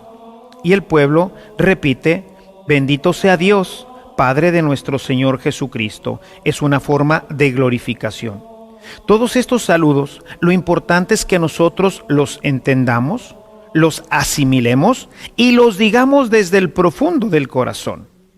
Porque desafortunadamente nos pasa que repetimos simplemente una serie de fórmulas que hemos aprendido desde pequeños que ya no tienen una significación verdadera, una significación de corazón. Y estamos hablando al viento. Ya no estamos realmente, por ejemplo, en este que es uno de mis saludos favoritos: gracia y paz a ustedes de parte de Dios nuestro Padre y de Jesucristo el Señor, y que la gente repite: bendito sea Dios, Padre de nuestro Señor Jesucristo. Bendito sea Dios. Ya empezamos nuestra vida en un momento aleluyático, en un momento de alabanza, reconociendo la gloria de Dios. Sin embargo, la gente generalmente repite sin mayor conciencia de lo que está diciendo. Y así hay diferentes saludos. Algunos pueden ser modificados por el sacerdote dependiendo de las situaciones que se están viviendo. Lo importante es que contengan los elementos teológicos y litúrgicos propios del saludo inicial. Una vez que se ha iniciado ya la Eucaristía con el saludo, pues ahora vamos a iniciar lo que es la primera parte de nuestra Eucaristía, que se llaman los ritos iniciales, que comprende desde el saludo hasta la oración colecta. En estos ritos iniciales vamos a tener primeramente, después del saludo, vamos a tener un momento muy importante, que es el momento penitencial. Nadie puede acercarse a la Eucaristía si no está en gracia, si no está con un corazón humilde, contrito, humillado, porque nos vamos a acercar al cielo. Si recuerdas cuando hablábamos de que este lugar es santo y los que celebran aquí son santos, y decíamos que la palabra santo quiere decir separado, quiere decir no contaminado, quiere decir que estamos en la comunión con Dios. Entonces, por eso todos los que celebramos debemos siempre de venir en gracia. En la antigüedad nadie podía entrar si no estaba en gracia, es decir, todos los que participaban de la Eucaristía, todos iban a participar también del pan consagrado y del vino consagrado, iban a participar del cuerpo y de la sangre del Señor, iban a entrar en comunión plena y perfecta con Él. Los catecúmenos que no eran bautizados solamente podrían permanecer hasta el momento de la homilía. Después de la homilía, como ellos no habían hecho profesión de fe, en ese momento se retiraban ya del templo, porque no podrían participar del resto de la celebración, puesto que no estaban en gracia, no estaban en comunión. Y las personas que eran excluidos de la iglesia por pecados graves, estaban fuera de la iglesia, se les llamaba los penitenti. Era la gente que estaba echándose cenizas con un cilicio, y cuando la gente llegaba, le rogaban: por favor, interceda por mí, pídale al Señor que me perdone. El obispo tenía que darles un perdón especial para que pudieran volver a entrar a la comunión con la iglesia. De ahí nace el término de la excomunión, es decir, ya no tienes comunión con la iglesia. Hoy en día, desafortunadamente, pues vemos cómo la gente participa en grandes celebraciones y no está en gracia. Viene simplemente pues a cumplir, que es realmente una tristeza no venir a encontrarme con la palabra del Señor, venir a encontrarme con mis hermanos y sobre todo venir a recibir el cuerpo y la sangre de Cristo. No estar realmente en comunión con Dios, sino simplemente participar de un rito vacío. Me paro, me siento, me paro, me siento y repito muchas veces como un perico un montón de fórmulas que no sé, que no conozco, que no entiendo, pero que han formado parte de mi celebración desde que yo era pequeñito porque así las aprendí. Obviamente todo esto ¿qué hace? Pues hace que mucha gente se retire de la iglesia. Que mucha gente empiece a considerar todo esto como algo pues sin sentido. ¿Para qué me paro? ¿Para qué me siento? ¿Para qué hago todas estas cosas si finalmente ni entiendo? Mejor me quedo en mi casa viendo un partido de fútbol, al cabo que Dios me quiere mucho y yo lo quiero mucho a Dios y no necesito ir al templo para poder estar en comunión con Él. Ideas completamente equivocadas. Ciertamente que Dios está en todas partes y que podemos llevar y debemos llevar una relación profunda y seria con Él en nuestro ámbito personal. Pero Él nos ha invitado cada domingo a celebrar su resurrección y nos reunimos en comunidad a celebrar la resurrección del Señor con una serie de signos, con una serie de elementos que si no los conocemos, pues claro, al final del día, pues si yo digo y con tu espíritu, pues no sé ni qué significará, pero yo lo repito. O gracia y paz a ustedes de parte de Dios nuestro Padre y de Jesucristo el Señor. Bendito sea Dios Padre de nuestro Señor Jesucristo. No me interesó, no hubo nada. Si yo vengo a misa y no estoy confesado, si no estoy en gracia, entonces, ¿cómo me voy a acercar a los misterios del Señor? Es verdad que la iglesia, siendo pues como lo es siempre, caritativa, indulgente con los pecadores, espera que la palabra de Dios, como era en la antigüedad a los catecúmenos, logre tocar el corazón de aquellos impenitentes, de aquellos que no han decidido cambiar su vida, que siguen semana tras semana, semana tras semana, sin comulgar, sin participar de la gracia de Dios. Quiere decir que están viviendo en pecado. Es posible que una persona en alguna ocasión se acerque a la Eucaristía y pues haya cometido un pecado en esa semana y no pudo ir a reconciliarse. Puede ser. Pero cuando esto se repite 1, 2, 3, 4, 5 semanas, meses, años, gente que conozco bien, que viene cada semana, por años, sin comulgar, sin acercarse al sacramento de la reconciliación. Uno se pregunta, ¿y entonces qué será para ellos el cristianismo? ¿Qué es lo que será la palabra de Dios para ellos si permanecen aferrados a vivir en el pecado, a no salir del pecado, a no entrar en comunión con Dios? Este momento que se vive dentro de los ritos penitenciales pretende hacernos conscientes de esto. Y no es que nos vaya a perdonar los pecados graves. Sabemos que los pecados graves se perdonan solamente con el sacramento de la reconciliación. Pero la iglesia es tan delicada que ha querido que, pues aún hasta las faltas más pequeñas sean perdonadas antes de participar de los sagrados misterios.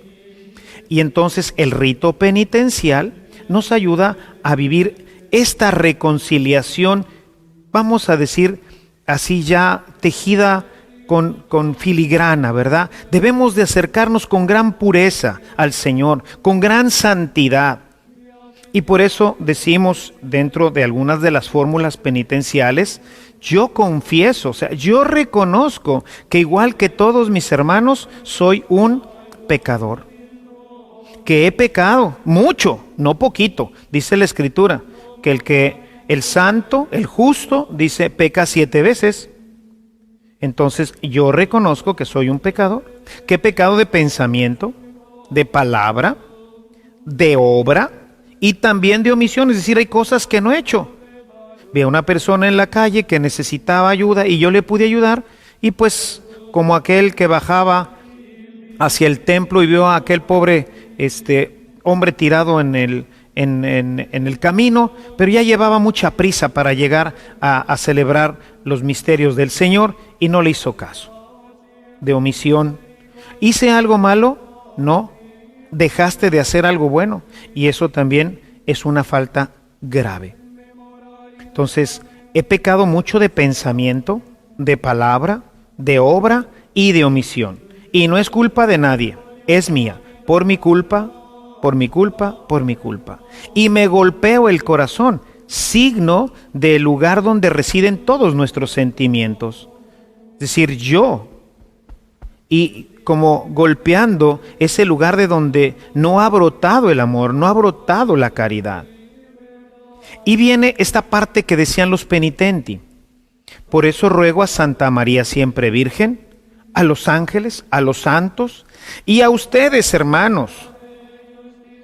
Y en a ustedes, hermanos, pues, hombre, pues si estoy metido en lo que estoy diciendo, si estoy pensando realmente, si soy consciente de lo que estoy diciendo, pues entonces hago el ademán hacia todos.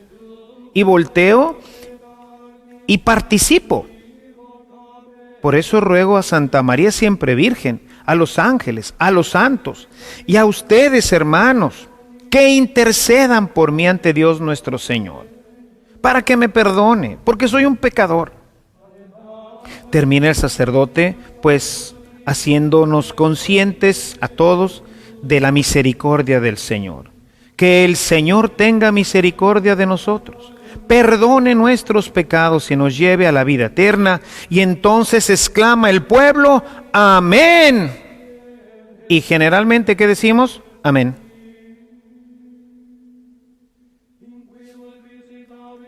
Y generalmente decimos, amén.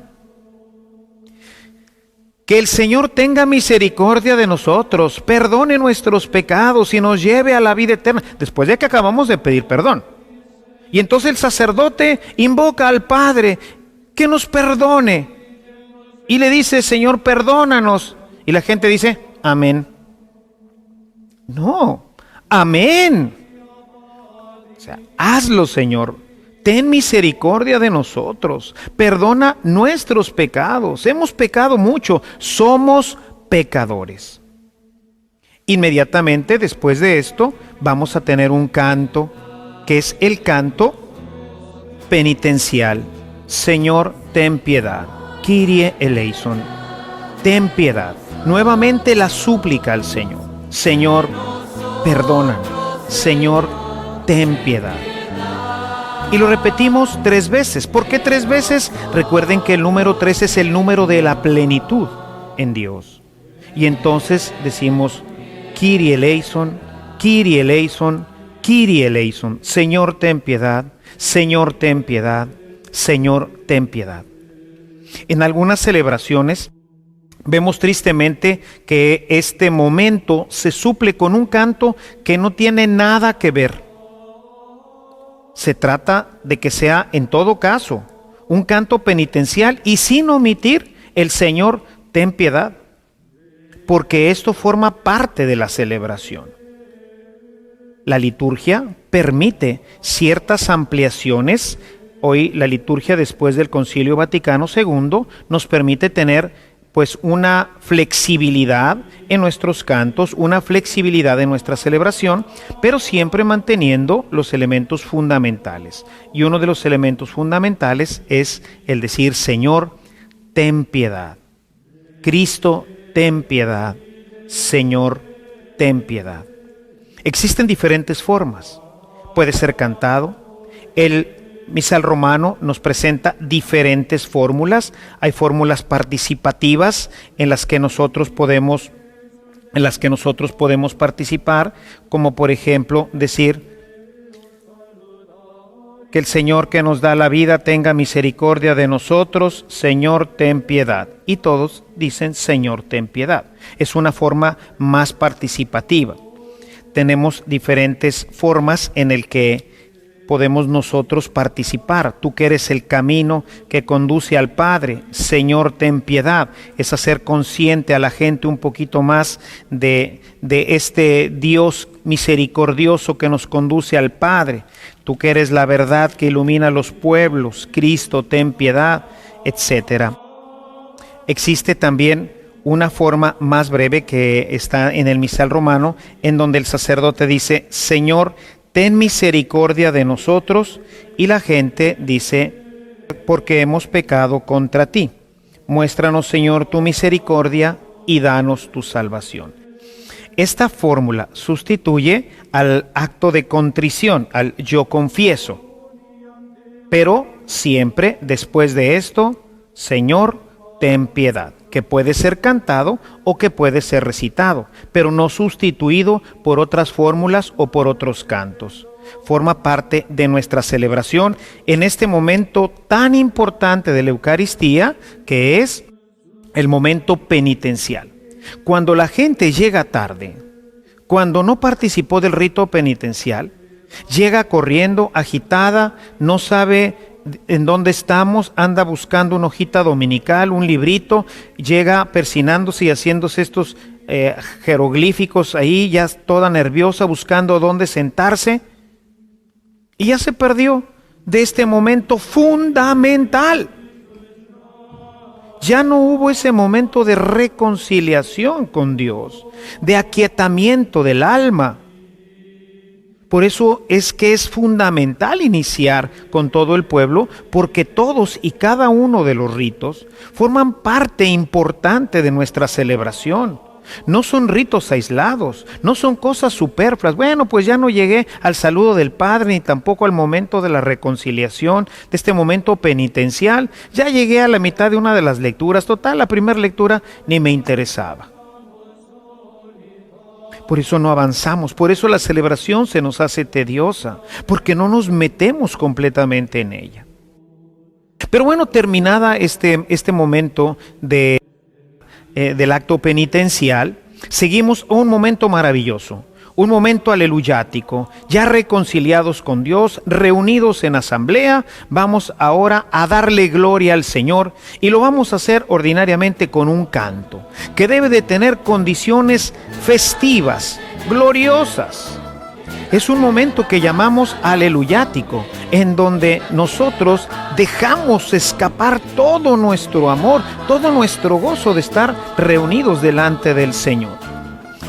El ministerio de música tiene un papel importantísimo en ese momento, porque en ese momento tiene que ayudarnos a todos a entrar en un momento de gloria, en un momento de alabanza al Señor.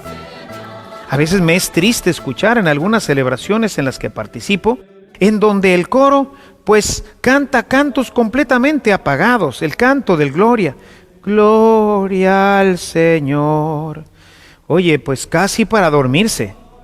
No, hay que ponerle corazón, hay que ponerle vida. La gente tiene en ese momento que entrar en un momento de glorificación, en un momento aleluyático. Gloria a Dios en el cielo, aun si se va a recitar. No es una recitación así cualquiera. Tenemos que ponerle corazón, tenemos que ponerle vida, tenemos que ponerle el sentimiento propio de esta oración. Gloria a Dios en el cielo, y en la tierra paz a los hombres que ama el Señor. Te alabamos, te bendecimos, te adoramos, te glorificamos. Pregúntate en qué estás pensando cuando estamos cantando o diciendo esta oración. Cuando estamos levantando nuestro corazón, nuestro canto, nuestra alabanza al Señor. Realmente estamos diciendo desde el corazón: te alabamos, te bendecimos, te adoramos, te glorificamos, te damos gracias. ¿En qué estamos pensando? En cualquier cosa menos en esto. Obviamente, pues todo esto no nos ayuda a entrar completamente a la celebración. Debemos de hacernos conscientes y meterle pues esta emoción, ¿verdad? Imaginen ustedes que un enamorado va a cantarle a su amada, y en vez de cantarle con el corazón, pues simplemente hace una recitación sin sentido, sin corazón, sin emoción. ¿Saben algo? Estoy feliz. Ahora. No, realmente debemos de participar en nuestras celebraciones con todo nuestro corazón, con toda nuestra vida, con todo nuestro cuerpo. Por eso, en algunas celebraciones, en las celebraciones en donde se va entendiendo con mayor claridad qué es lo que estamos haciendo, pues no solamente le ponemos el corazón, sino le ponemos el cuerpo, ¿verdad? Te alabamos. Levantar las manos es un signo de alabanza, es un signo de glorificación que traemos desde los hermanos hebreos.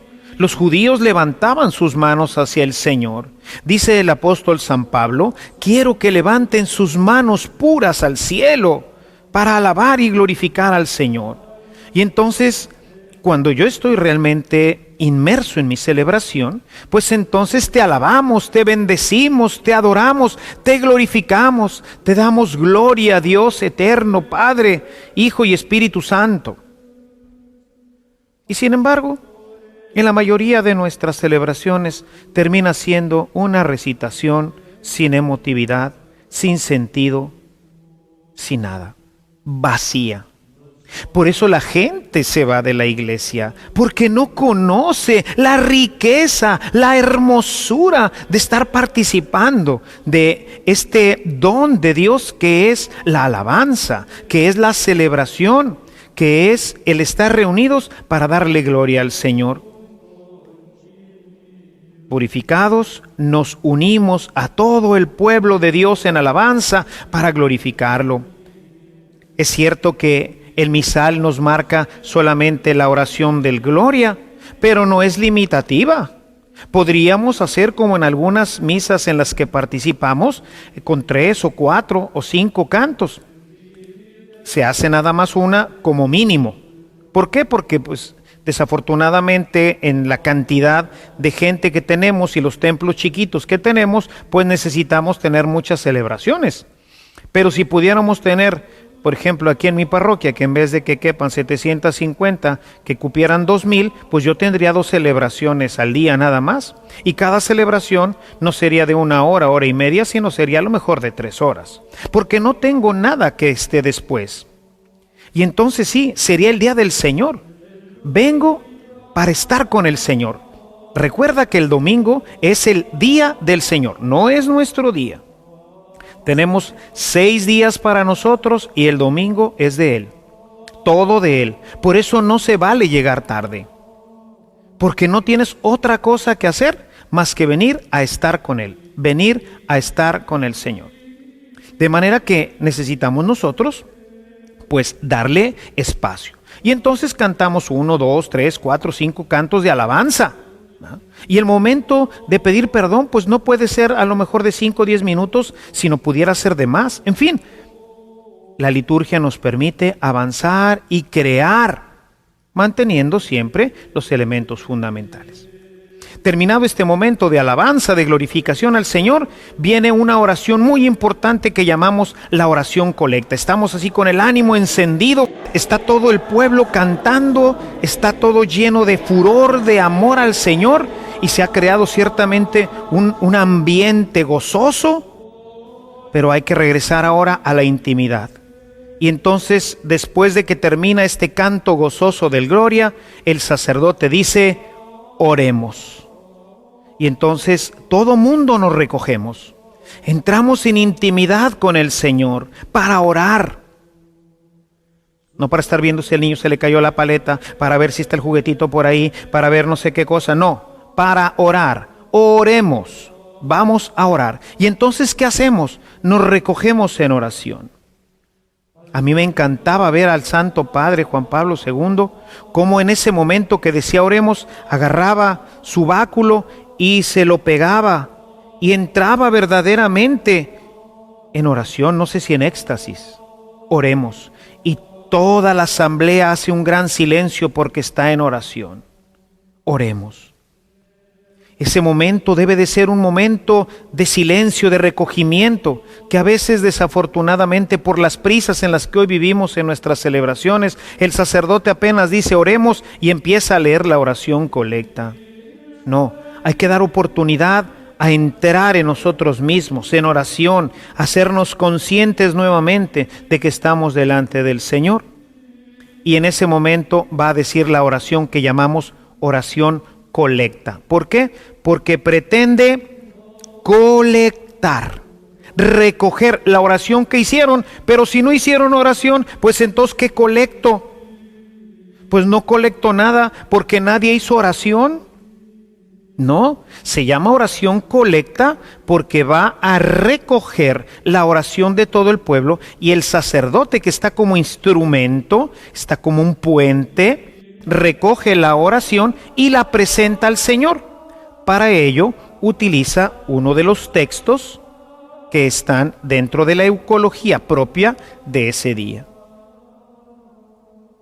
Si no oramos, si tú no oras, en ese momento que dice el sacerdote oremos, pues entonces a Dios de ti no le llegan ni los saludos. Oremos, hay que orar. Y con la oración colecta termina esta primera parte que llamamos ritos iniciales. La gente que ha estado de pie durante todo este momento, ahora se va a sentar para escuchar con serenidad la palabra de Dios y de esta forma continuar al segundo momento de nuestra celebración, que es la escucha de la palabra de Dios. Y bueno, pues así terminamos esta primera parte de la explicación de la misa, los ritos introductorios. Espero que esto sea una invitación para llegar a tiempo a las celebraciones y que veas la importancia, como lo decía hace un momento, de participar en un estado de gracia, que no vengamos simplemente, como lo hace tanta gente, pues a participar sin interés, sin preparación.